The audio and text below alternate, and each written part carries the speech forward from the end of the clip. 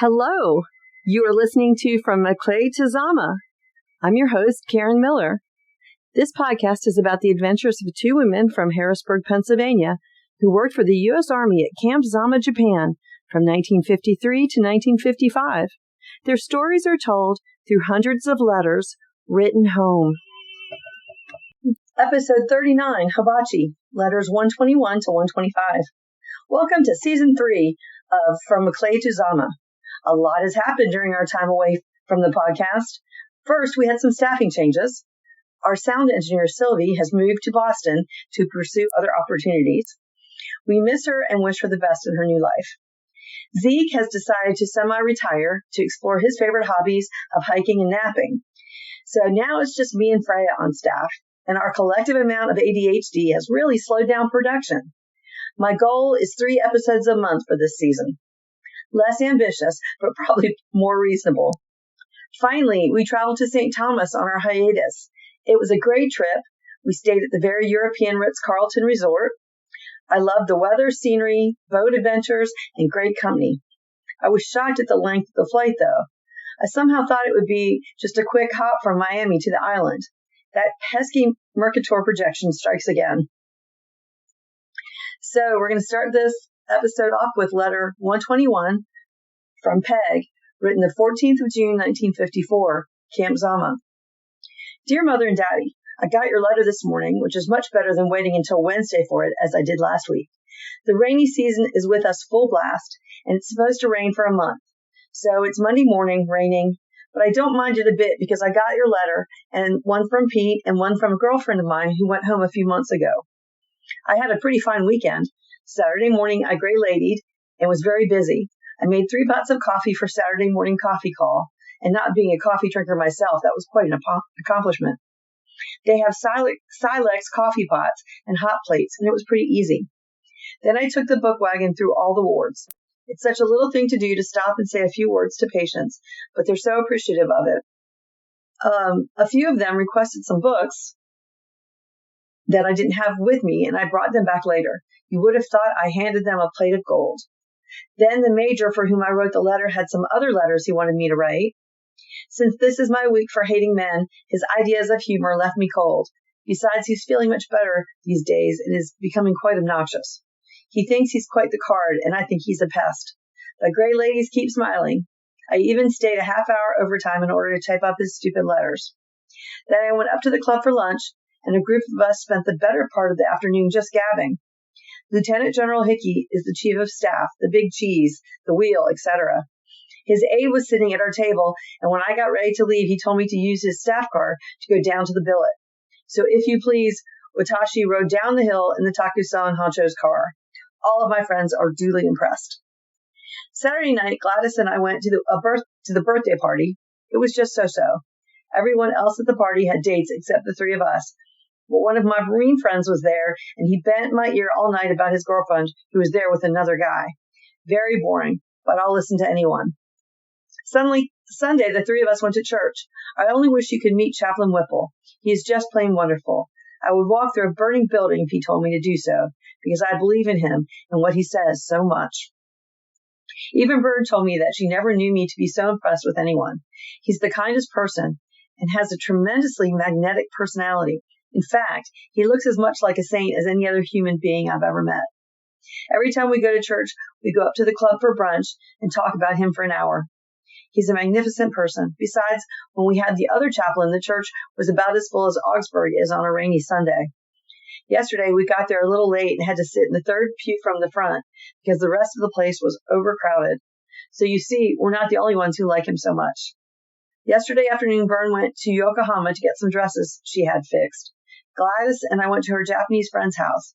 Sugai, the man, came over to the billet for us. We took a Scotch train ride and walked for a block to get to his house. He and his wife, Akai, have been married for 1 week and have rented a room in a house. Of course, it's a shoes-off place, and we had to sit on the floor. The room isn't as large as my room in the billet.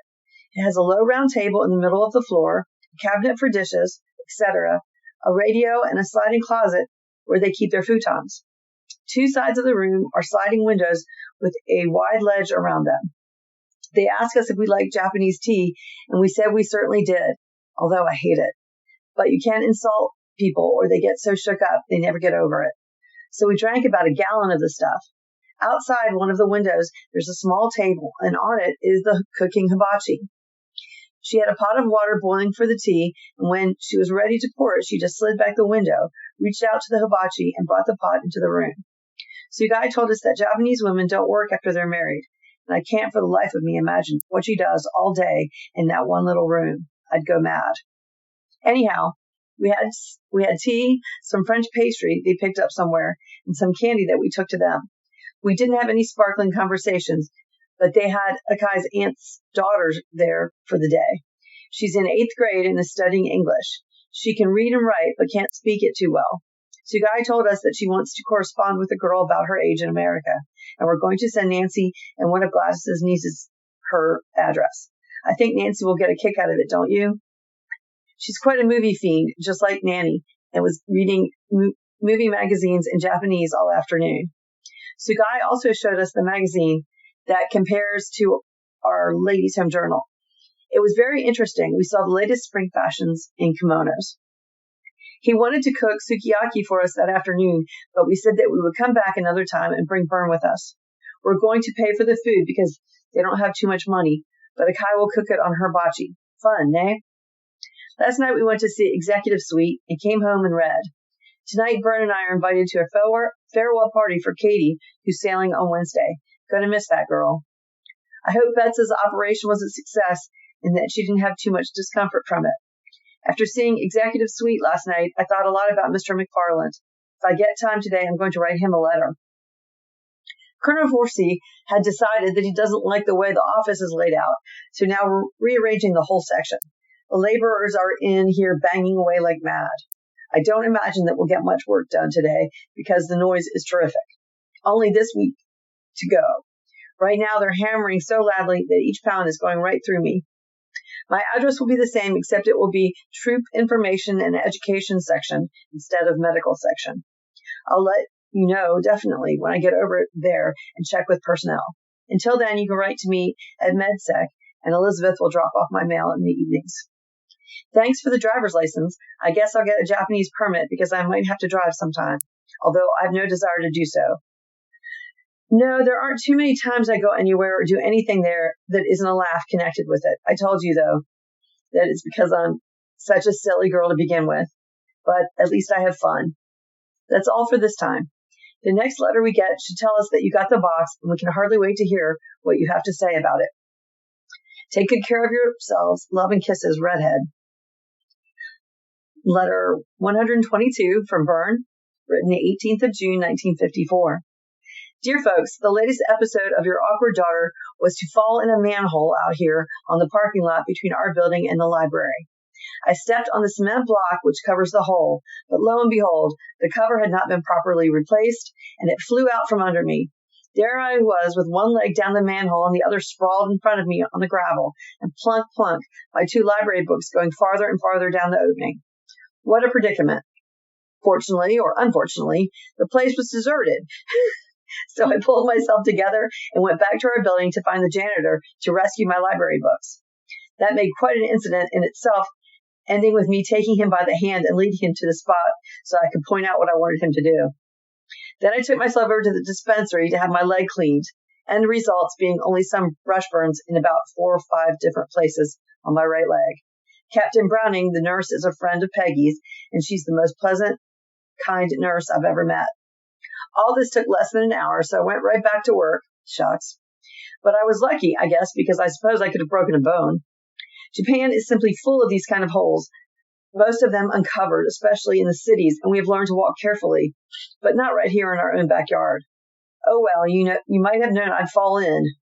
There was water in it, Helen. One of my favorite spots in Yokohama is the pet shop on Motomachi-cho. Even when I'm in a hurry, I go someplace, I can't pass the place without stopping. They specialize in birds of all kinds, but they have goldfish and rabbits, and on Saturday they had 2 small monkeys, each with a dress on. They were so cute to watch, and in addition to enjoying the animals, it's a wonderful opportunity to watch Japanese children when they are absorbed and not showing off for the Americans. The older Japanese people are fond of birds too, and always there's a mama-san in the traditional kimono and parasol, sometimes accompanied by a daughter in Western dress, choosing a new pet or buying a cage or food or another goldfish bowl. I love the place. Last Saturday when I was there, I had my first experience of a street vendor selling a gadget. Across the street from the pet shop was a crowd of people, Japanese and American, watching something. So of course I wandered over also. The man had an obviously homemade contraption, which consisted of a flat board on which was mounted a round disc, which turned when the handle at the side was cranked. Extending over this disc from the other side of the board was a long arm with a plastic needle-like affair filled with ink. You place the arm of this needle into various holes, turn the handle, and the needles filled with ink drew geometric patterns on a piece of paper placed on the disc. A different design was turned out for each hole in which the arm was placed, and there were about 400 variations. The entire set, which consisted of this gadget, paper cut to the right size, and 2 bottles of colored ink, cost 400 yen, and was selling like hotcakes to the children. In case I haven't made myself clear, here's the picture. I decided after trying that a picture would only confuse the issue, so use your imagination. I'm afraid you folks have the wrong idea about my taking over Betty C's job. It just means I will be doing her work, but at my old rate. I'm not looking forward to it, but there's some rumor that both her job and mine will be abolished, so perhaps I'll be going to some other office soon. It doesn't matter a bit to me as long as I'm kept busy. I can't stand these days when there's little or no legitimate work to be done, and one has to try to look busy doing nothing.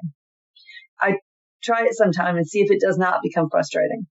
Sunday, I'm signed up to go on a special services tour to Tokyo to observe the traditional Japanese form of theater, which is called kabuki. Peg and Gladys were originally scheduled to go with me, but Aunt Engel in Peg's office invited her to her home for the day, and Gladys is no longer interested, so I might back out too unless I can talk someone else into going. These plays are being given all the time, so anytime we're in Tokyo, we could attend one, but I thought it might be fun to go with a group. I still might. I'll let you know later. Our entertainment opportunities are increasing a great deal. On Mondays and Wednesdays evenings, there is a classical record concert given in the entertainment workshop. Tuesday nights, Ginny Beltz and I have given over to going to the gym to play badminton. Tonight, a group of amateur theater people are giving The Hasty Heart at the Post Theater, so we, the Three Musketeers, Gladys, Peg, and I, expect to go. There's a softball game every evening about 5:30 and various other sporting events from time to time, so you can see that the entire life of the Post is improving. And still, people great. They would rather be in Tokyo. Can't understand it myself. This is a fine place to be. I have no complaints. Not in this letter, anyhow. It is now about 8:30, and perhaps I should get to work if I can find any. Lots of love, Bern. Letter 123 from Peg. It starts with a letter from her friend Doc Simon. He wrote this 17th of June, 1954. Dear Peggy, received your interesting letter of June 9th yesterday, so we'll take this opportunity to answer it. Glad to hear that you and Bern are having an enjoyable stay in Japan. In answer to your question concerning the alchements which your dad was taking, I almost feel certain I had obtained them through the Talby Nason Drug Company. Being away from civilian practice for over a year and a half kind of dulls the memory of the many drug concerns that once supplied me. If it isn't Talby Nason, then he could inquire with the Lemon Drug Company. During this interval I've spent in the service, I've had excellent opportunities to keep up with my medical journals and medical conferences. With this opportunity to travel, meeting people, and sharing a great variety of experiences, we are finding this interval of our lives to be most beneficial. See where you two are seeking variety by leaving the medical field for TI&E. Feel sure you will find it most fascinating and a welcome change over the same routine you've been doing now for the past 2 years. Yes, my family was able to join me here. They arrived in early November. Certainly is nice to have them here and has made my time pass very rapidly. We were most fortunate to secure comfortable quarters with ample space for the children to play to their heart's content. There are so many stateside facilities on Okinawa that have aided to make our stay a pleasant one. I think in 4 months we will be departing for home. We hope to return to Harrisburg in November. It was indeed a pleasure hearing from you. Extend our regards to Sister Bernice and all the folks back home. Hoping you're all well and enjoying Zama. Sincerely, Doc Simon. Letter. So now here's Peg's letter, written June 21st. Dear Mother and Daddy, I told you so. Now I must start scratching letters instead of typing them. But maybe my handwriting will improve in the next year. I think I like my new job as well as I can like any job in the Army. One of the lieutenant colonels is from Lancaster, and he and I are both boosters of the Keystone State. I did a lot of correspondence today, but it was the same kind of mixed up junk I did in med section, so there was no sweat there. The people seemed very nice and friendly, and on leaving the office tonight, Colonel Smalley congratulated me on taking hold so quickly. Just a little BS, but it made me feel as though they at least know I'm there, which is a bit more than I could say from the medics. I had a fair weekend. Saturday we went to Yokohama and bought, no less, 3 beach chairs. We're going to turn this place into a resort area and rent our chairs for 100 yen an hour. That's one way to pay for our trip to Hong Kong. We didn't buy 3 chairs each, just one apiece. Can't you just imagine what it'll be like when you start receiving our crates of household goods? Yesterday, I went to visit Anne Engel, Tulloch, and her husband in Dinachofu, about half an hour from Yokohama. They live in a darling shoes-off Japanese house, but it has modern plumbing, kitchen, electricity, etc. But folks, I was bored stiff. They just don't talk. I sat for what seemed like hours without anyone saying anything, and it just about killed me. She had invited an Air Force friend of theirs for the day, too, but he had to go to Korea and couldn't make it. I was glad because I wasn't in the mood to be nice to a silly man. This is one of my periodic spells of hating men. Not hitting them exactly, but not liking them either. So he didn't turn up. Then Anne asked me whether I like Chinese food, and I told her not particularly. So she made 2 Chinese dishes for supper. I still don't like that clutch any better. So then I had to get back to Yokohama, and a bus from Yoko to Zama didn't get home till 10:30. I was sure envying Gladys and Bern staying in camp and reading. I have the bug to read, and I just can't find the time to do it. There are a million flies in my room, and they're driving me batty. I'm going to start swatting them more. Gladys and I are going to the second show, and Bern is going to a record concert tonight. I must wash my hair first. Maybe I can read a chapter or 2 before 8:30. Tomorrow night, I'm going to the NCO club with a WAC sergeant from MedSec who is going to leave soon. She's a nice gal, and we've been pretty good friends. Daddy, I'm enclosing Dr. Simon's answer to your letter about the Alchemits. I just got it today. Bern didn't get her letter from you today, and we're wondering whether Henry Lambert is in the hospital. We'll know tomorrow. Too bad about Marky's measles. I hope he doesn't itch them too much. Our chief dietitian had the mumps a few weeks ago. I bought Bern a housecoat for her birthday. She picked it out, but she and I don't stand too much on formality since we're together so much. There are 6 of us going to Fuji View over the 4th, and we'll all help her celebrate. Oma Gickner just stopped in and said that anyone who came over on the Buckner and was here on July 10th last year is going to have a party on our anniversary. Just think, a year ago tomorrow, we left Harrisburg on that night train. In some ways, it seems only last week, and in other ways, it seems centuries ago. I wonder if I'll ever get talked out when I get home. Bern and I are so lucky to be here together. That's about all this time. I'm going to drop a line to a Marine corporal who I met in Kyoto. He wrote to me last week, and I haven't had time to answer it yet. He's cute, and he's got sense, which is more than I can say for most of them. Really, I can see my future all planned out for me, living alone and loving it. I'm just getting too independent to put up with men. Daddy, you're not included in that category either. Neither's Chaplain Whipple, but I can't think of another man who doesn't. Loving hugs, Peg. Letter 124 from Bern, written the 24th of June, 1954. Hi, folks. It's a good thing somebody, meaning you, is getting all the benefits of the sun's warm rays. We are certainly not. The rain season is here, and in addition to the wetness, it is at least 10 degrees cooler than normal for this time of year. Since I have already packed away my winter clothes, and I'm too stubborn to get them out again, I walk around in cotton dresses with a sweater or jacket, or wear the one wool skirt I left out. It seems to me people are going to get mighty sick of seeing that gray skirt and sweater. Saturday, when we were in Yokohama, Peg and Gladys and I bought beach chairs so we would have a pleasant place to sit in the sun. And guess what? we've had no opportunity to use them. Oh well, after a while my letters will probably be complaining of the heat. You can't win. The entertainment possibilities right here at camp are improving all the time. On Monday and Wednesday, a classical and semi-classical record concert is given in the entertainment workshop with an excellent professional person in charge of the commentary. Gil Gross has worked with the Metropolitan Opera Company in New York and is soon to be transferred to Europe, where he hopes to get a job with one of the Italian opera companies. The concerts are given in an atmosphere of candlelight, and during intermissions between works, coffee is served.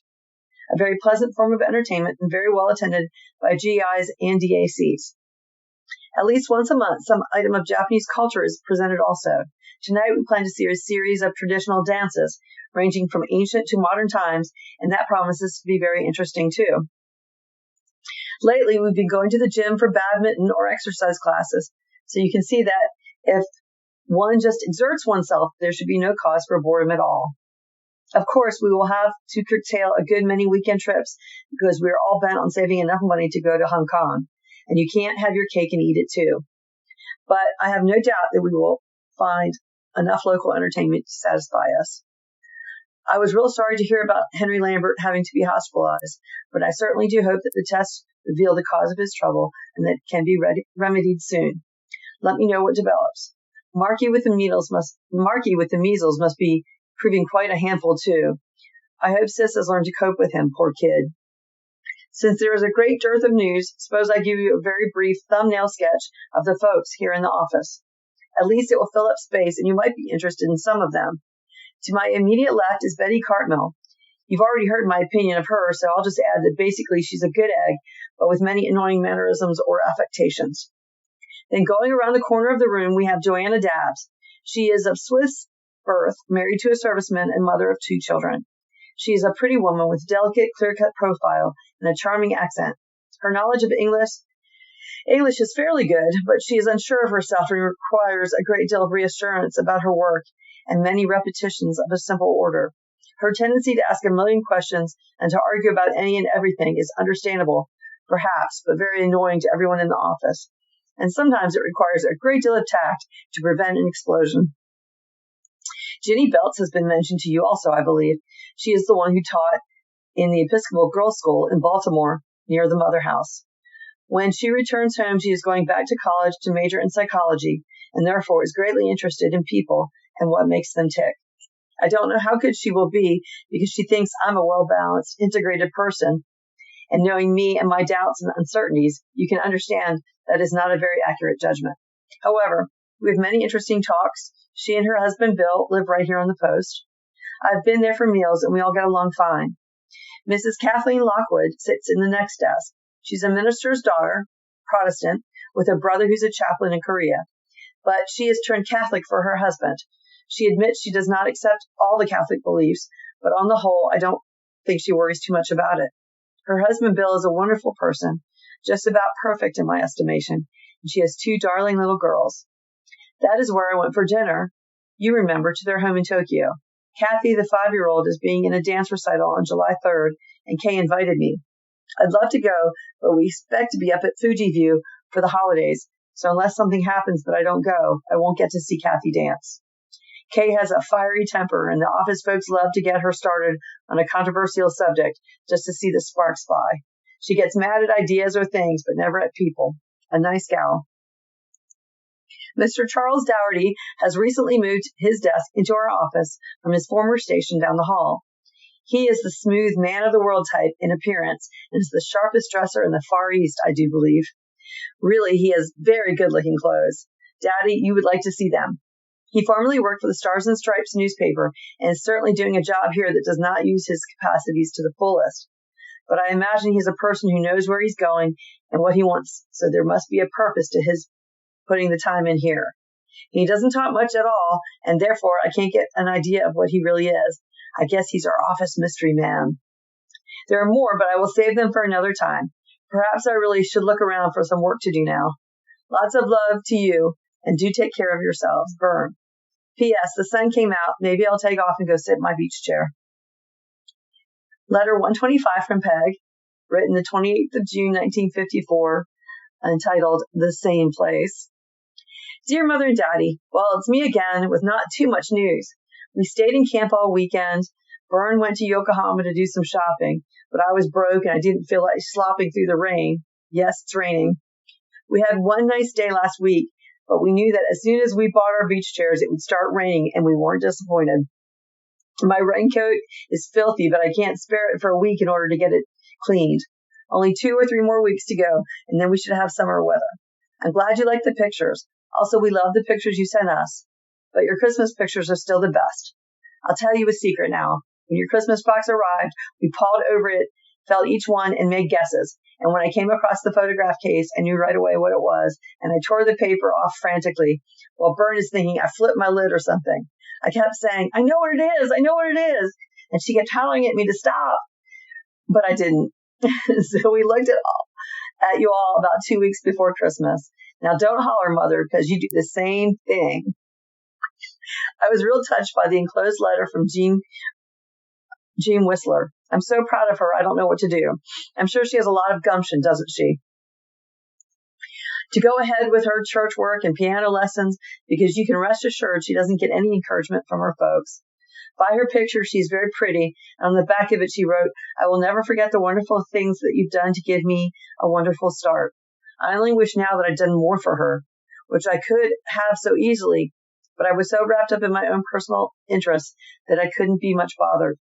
Anyhow, it makes me feel tremendously good to hear her say that I've helped her a little. I sent her a happy coat and a pair of Zoris for graduation. My job is progressing nicely. Enclosed is a copy of a clip sheet that we send out every week to the editors of all the companies and regiment papers. As you will note, the right-hand margin is lined up the same as the left-hand margin. All this is done on a blasted Veritype machine, and it's quite interesting to operate, although I was beat, bushed, and whipped after typing on it all day. Since I've been in TI&E, I've made several suggestions to the other girls on how to patch up stencils and how to get nicer ones. They appreciated the suggestions and wondered how I knew so much about them. The credit goes entirely to Annette Baker, remember her? Because she knew all the tricks in the trade. Well, nothing else to add right now. I'll write again soon. Love, Peg. So here's the letter from her friend, that young lady that graduated, Jean. Dear Peggy, I was very glad to hear from you. I only wish you could have been around here at the time of my graduation, so you could have been there. I had a wonderful graduation and lots of beautiful gifts. My family bought me a beautiful new wristwatch and lots of things such as dresses, slips, 3 blouses, a beautiful straw handbag, and 2 beautiful pictures of Jesus, one from our church and the other one from our school bus driver, Reverend Bisco, and $10 from my Uncle Harry, who came to graduation all the way from Philadelphia. It's hard to believe that I will never have to go back to school again. I don't feel at all my age. When birthdays come, I still don't feel any older. I haven't had much opportunity to go job hunting yet because of the bus strike. About 6 months ago, I had skin illness, and he said it was a bacterial infection. Later on, we were talking about my schooling, and he said he needed a typist and was referring to me when I get out of school. I was going to call him, but I know it's impossible to get to work every day without a bus, so I'll have to wait till the strike is over. And then just a lot of information about church. I'm getting the idea that maybe Peg was her Sunday school teacher. So there we go. And then the other enclosure is the newsletter that Peg had put out, and that's interesting and obviously typeset, which looks like it wasn't easy to do. So coming up on our next episode, Bern meets a pilot with access to a plane on the weekends and invites her to Kyoto. He also apparently owns a very nice studio baker. Can't wait to see how this relationship develops. I hope you're enjoying the podcast, and if you are, please subscribe in Spotify. On Apple Podcasts, hit the plus button in the top right-hand corner and rate. This will help my listeners find my podcast more easily. You can access the show's website at www.FromMcClayToZama.com, where I posted photos and links from the episodes. The podcast is now available on iHeartRadio, Pandora, Patreon, and Amazon as well. New episodes will be available each Friday morning. The letters were written by my aunts Bern and Peg, transcribed by me. I write and record the show and have created the artwork and original music. Our producer is Zeke, our sound engineer is intern Sylvie, and the security is provided by intern Frey. Thanks to my great-grandparents, John and Helen, who loved us all and thought it was a good idea to save the letters. All rights reserved, 2024.